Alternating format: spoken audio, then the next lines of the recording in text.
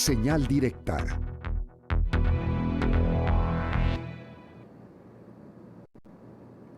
Esta mañana el subsecretario de Salud, Hugo López-Gatell, anunció el inicio de la vacunación para los niños de 5 a 12 años de edad en nuestro país, un sector de la población que había quedado pendiente y que estamos muy conscientes, y así lo habíamos reportado, de que la población estaba pidiendo ya que se atendiera también a este sector de la población. El registro comenzará a partir del jueves 16 de junio en mivacuna.salud.gov.mx y, corrijo, es para niños de 5 a 11 años de edad, Es el registro que se abre a partir del próximo jueves. Ha dicho el subsecretario también que se irá abriendo de manera paulatina en cada entidad de nuestro país. Y precisamente para hablar sobre este tema, que sabemos que hay mucho interés en nuestra audiencia, me da mucho gusto recibir en esta mesa de trabajo al infectólogo pediatra Antonio Luébanos Velázquez. Doctor, bienvenido. Muchas gracias, Belén, por la invitación, y como usted lo dice, hay demasiado interés al respecto de esto que sucede con el coronavirus en los niños. Y yo antes de iniciar le decía que creo que la comunidad médica y en especial la comunidad pediátrica estamos muy contentos de que finalmente el gobierno haya anunciado esta vacunación en este grupo de niños, porque lo advertíamos ya desde hace más de un año, año y medio, que era imprescindible vacunar a este grupo de edad en virtud de que la enfermedad en muchas ocasiones justamente era el niño el que la estaba transmitiendo en casa. Claro, doctor, es muy importante justo empezar, si me permite, por el principio. Cuando surgió esta pandemia, se decía que los niños eran el sector menos afectado o que incluso ni siquiera se podrían infectar con este virus. La experiencia y los años nos han demostrado otra cosa. Nos ha enseñado muchísimo coronavirus, y justamente lo que quiero compartir con ustedes es que efectivamente los niños han sido un transmisor importante a lo largo de toda la pandemia, aunque debemos de reconocer que las personas que tenían mayores complicaciones o posibilidad de morirse eran los adultos mayores. Por eso es que la campaña de vacunación inicialmente fue dirigida a esa población. Conforme ha ido avanzando la enfermedad en todos los países, no solamente en México, era una imperante necesidad el vacunar a este grupo de edad, porque si bien es cierto, hay cerca de 500,000 de personas de este grupo de edad de enfermos durante la pandemia, representa un riesgo el enfermarse y tener complicaciones graves. Una de ellas, que me voy a adelantar un poco para comentarlo con usted, es que justamente los niños que tienen esta enfermedad por coronavirus, en un tiempo posterior, tienen la posibilidad de presentar una enfermedad grave que se llama síndrome inflamatorio multisistémico.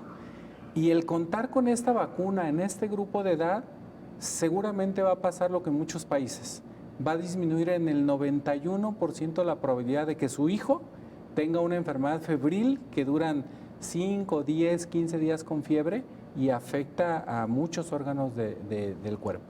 Entonces, le digo, y lo voy a repetir incansablemente, estamos contentos de que esto haya sido en virtud de que seguramente vamos a evitar muchas ausencias escolares, una nueva ola que está pasando en el país que hay que reconocerla, y que ahora con algunas disposiciones que se han hecho en las escuelas, estoy seguro que cada mamá que nos está viendo y cada papá que nos está viendo, sabemos que hay un incremento importante de estas enfermedades. Y como consecuencia, aunque estemos vacunados, nos vamos a enfermar en casa, porque hay que recordar que esta vacuna es para evitar enfermedad grave y llegar a un hospital. Claro. No para la enfermedad leve, que es lo que están presentando muchos niños, que se manifiesta con fiebre, dolor de garganta, ataque al estado general, dolor de cabeza. Y esa parte es importante mencionarlo porque justamente nos va a ayudar a disminuir, obviamente, este número de casos que se están presentando. ¿Cuántos casos se han registrado de COVID-19 en este sector poblacional, doctor? Mire, es muy importante. Yo me permití traer unos datos prácticamente por edad, porque habrá que entender el por qué esta definición se tardó en tomar este grupo de edad. En total son cerca de 500,000 de niños que se han enfermado a partir de que inició la pandemia en marzo del 2020, que iniciamos el registro. Esos son los que están registrados.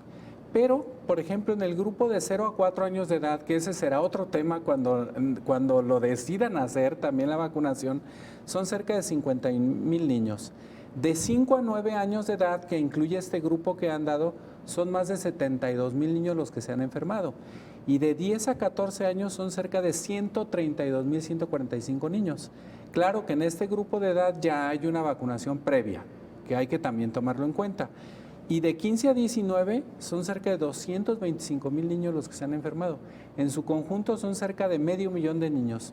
El impacto que va a tener, pues recordemos que esta variante Omicron, por cada niño que esté enfermo, por cada persona puede contagiar hasta 8.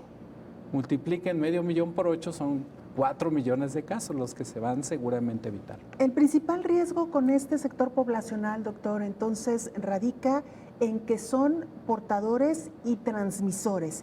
Si bien es verdad, como usted lo decía, algunos de ellos han enfermado de manera grave o han tenido consecuencias o secuelas, lo cierto es que el principal riesgo, por lo que entiendo, es en que son transmisores para la población adulta, que esa sí puede enfermar de manera grave. En este momento sí podemos decirlo así, pero adicionalmente habrá que ver que hay niños que tienen condiciones no favorables de salud que pueden hacer que tengan una enfermedad grave y caer a un hospital a requerir atención médica.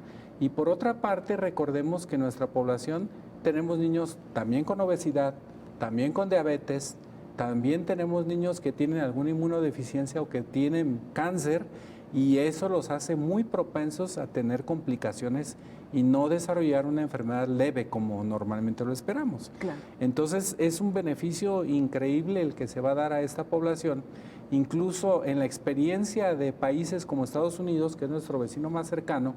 Ya hay indicaciones no solo para la primera y segunda dosis, sino para el refuerzo, motivo por el cual seguramente en el país este es un gran paso para poder tener una protección adecuada en este grupo poblacional, por lo cual yo invito a usted, mamá, papá, no duden en vacunarlos, y sobre todo creo que hay que reconocer que se está haciendo el esfuerzo por aplicar la mejor vacuna y la que se tiene evidencia científica que tiene una muy buena protección en los niños y que en el bagaje de reacciones adversas la mayoría son leves.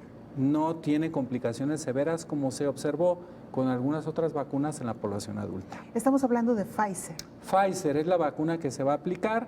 Por supuesto, también debo de comentarles que no es la misma dosis la que se aplica a los adultos que la que se va a aplicar a los niños. Generalmente los niños es la tercera parte de la dosis y tiene una protección por arriba del 95%.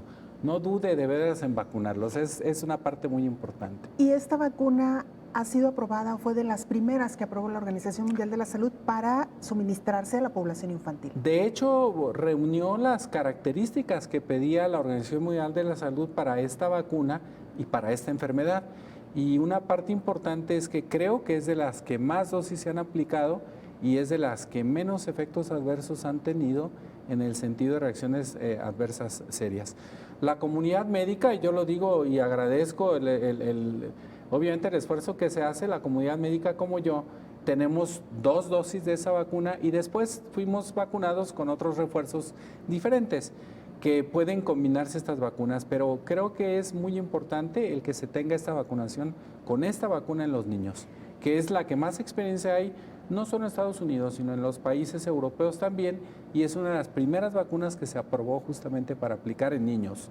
Doctor, hay preocupación entre los padres, lo sabemos, porque así nos lo hacen saber a través de sus comentarios, de sus dudas, de sus inquietudes, sobre si esta vacuna, ya lo dijo usted, pero me gustaría profundizar y enfatizar, si esta vacuna podría generar alguna reacción adversa, qué tipo de reacción y cuál es la experiencia que se ha tenido en otros países donde desde hace ya algunos meses empezó a vacunar a la población infantil. De hecho, recuerdo en Cuba, aunque claro, fue otra vacuna, la vacuna cubana, fue de los primeros grupos que se vacunaron en Cuba, los niños pequeñitos de 3, 4, 5 años de edad. Sí, de hecho, la experiencia que hay en Europa y en los Estados Unidos es que disminuyeron el número de hospitalizaciones en pacientes pediátricos. Y no solo la disminución de hospitalización, sino las causas de defunción en pacientes que estaban debidamente vacunados. Esto es importantísimo. Y la otra parte que hay que mencionar es que las reacciones adversas que puede tener En la mayoría de los pacientes, en un 98% son leves, no hay reacciones adversas severas. Sí puede haber casos de anafilaxia, hay que reconocerlo, puede haber anafilaxia no solo con esas vacunas, con cualquier vacuna, pero los efectos secundarios graves han sido muy pocos. La experiencia en México se tiene solamente en los menores de 20 años de edad, porque recordemos que no se ha vacunado a esta población infantil. Que va a haber efectos adversos, seguramente los va a haber, pero la mayoría de los efectos adversos que se esperan son leves, como el dolor en el sitio de la aplicación, algo de malestar general, falta de apetito y por supuesto llanto antes de aplicarla, ¿no? Porque todos los niños lloran, que no es un efecto adverso severo, pero se van a quejar de dolor. Lo hacen siempre los niños, es un mecanismo pues de manifestar su inconformidad a veces de la vacunación. Claro. Pero por otra parte, las afecciones graves no están reportadas importantemente en este grupo de edad. Yo creo que por el contrario, hay que incentivar a que se vacunen. Sí puede haber estos efectos secundarios, pero son leves. Claro. Y yo creo que esto no debe desalentar. Y me gustaría también comentar y decirle al público que no hay peor vacuna que la que no se aplica. Y el tener la oportunidad y reconocer que finalmente después de un año, año y medio que se pedía que se vacunara a esta población, lo están haciendo, pues bueno, habrá que reconocerlo, ¿no? Fuera de tiempo, pero qué bueno que ya lo vamos a tener. Doctor, lamentablemente el tiempo se nos agotó y se me quedaron muchas preguntas en el tintero sobre este tema y también quería aprovechar su presencia para preguntarle sobre la hepatitis de origen desconocido. En unos segundos, doctor, nos preguntan mucho si la vacuna actual que hay contra hepatitis funciona o protege a los menores contra esta hepatitis. Lo poco que se sabe, porque se ha avanzado poco, es que el 51% de los casos que se han presentado están asociados a un virus que se llama adenovirus y que puede ser adquirido por vía oral o por vía respiratoria. Eso es una parte fundamental.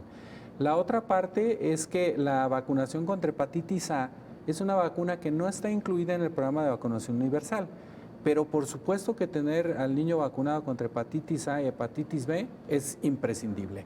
Es una garantía para que por lo menos digamos que no está relacionado con esta vacuna. Los protege solo contra hepatitis A. Si va a vacunar contra hepatitis A es contra hepatitis A. No contra esta desconocida porque todavía no se conoce cuál es la verdadera razón y el origen. Pero mientras mejor tenga vacunados a sus hijos, es mucho mejor la protección que les puede brindar. Doctor Antonio Lóbanos Velázquez, infectólogo pediatra, muchas gracias por habernos acompañado. Al contrario, muchas gracias por la invitación y hay mucho que decir y cuando me inviten con todo gusto estaré por aquí. Claro que sí, aquí estaremos abriendo los espacios. Gracias, doctor.